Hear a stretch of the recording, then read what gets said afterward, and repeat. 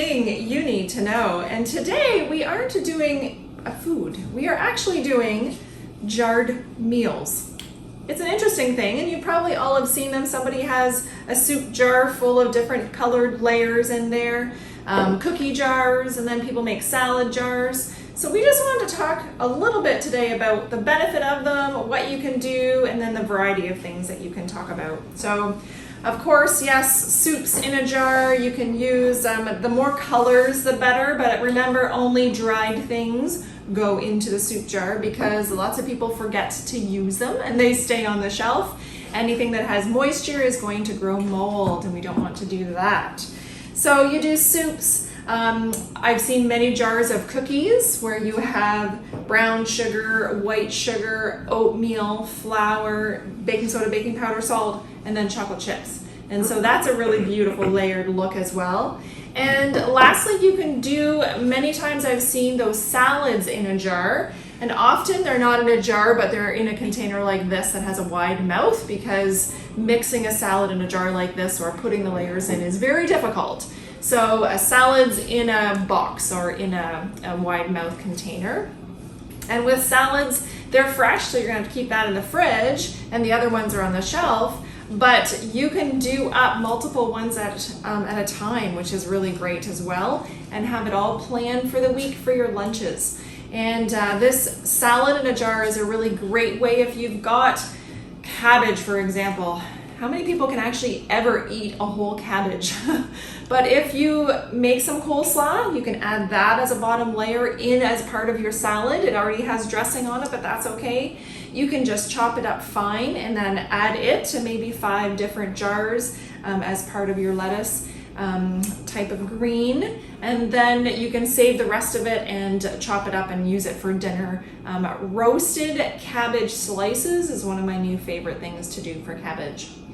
So let's take a little look at each of them in particular. Cookies, for example, like I said, the different layers make it really pretty. It makes it a really good gift. But also, if you're the type of person that really doesn't like baking, but you don't like to buy all of those cookies and everything like that in the store all the time, you can definitely make up these jars, and then you just have 5 or 6 on hand, use one a week, and then you have enough for the next couple of months.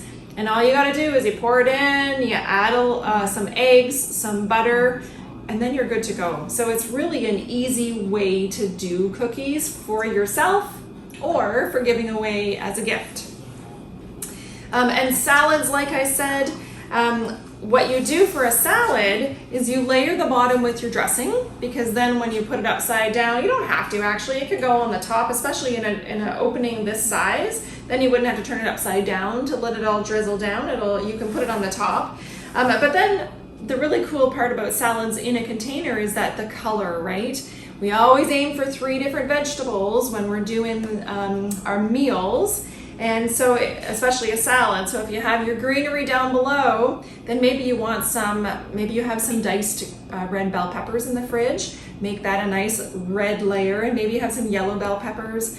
Maybe you've got some carrot, and I love adding carrot to salads because of the bright orange, but you can shred them on your potato peeler, or potato peel them, and then they're not so crunchy to bite into. And then you've got, so your green, your red, your yellow, your orange layers. If you have diced tomatoes at the time, then you can dice those up, and then you have another red layer.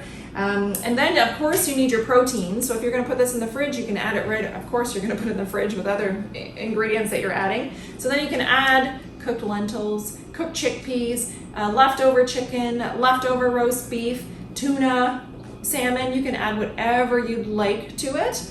And then you've got your protein. Then you can add whatever other toppings. Maybe you like guacamole on it, or avocado, or sour cream, or salsa tastes really good on a salad.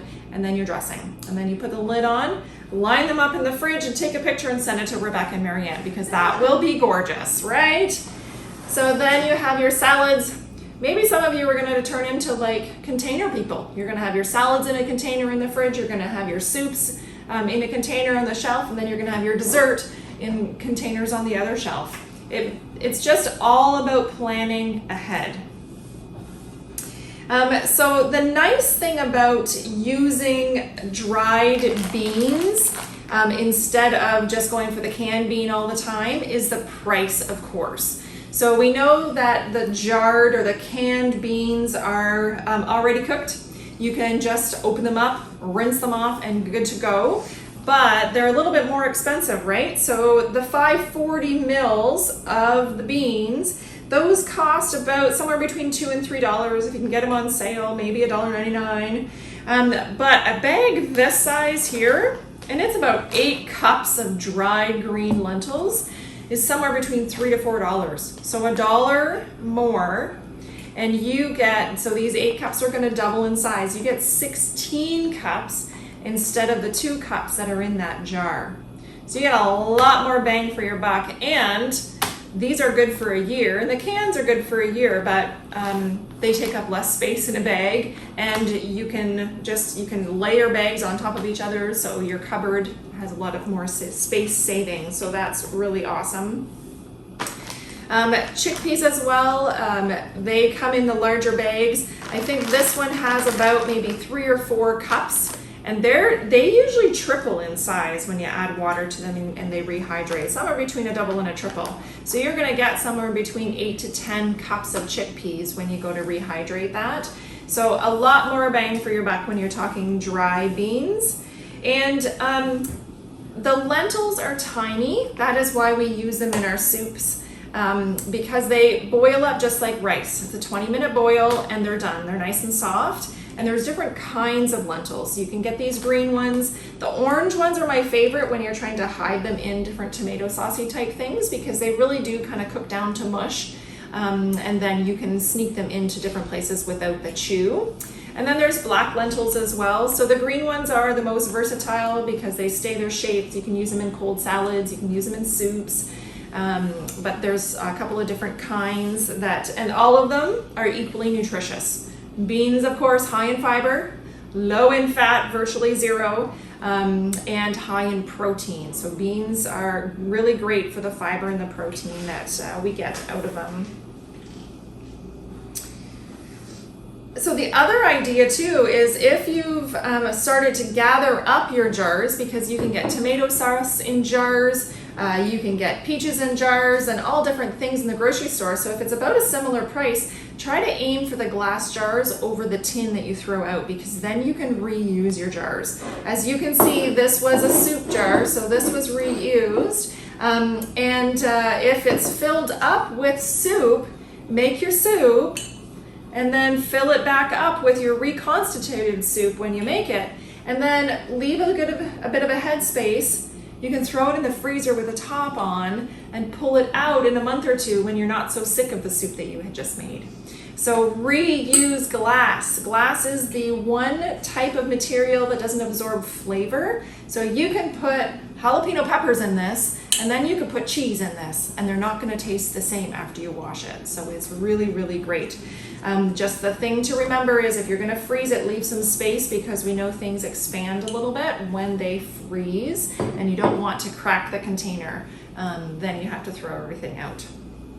So that is a little bit of what you need to know about making things and putting them in jars, so that you can plan ahead for the week. You can save yourself time, save yourself money, and still eat nutritionally.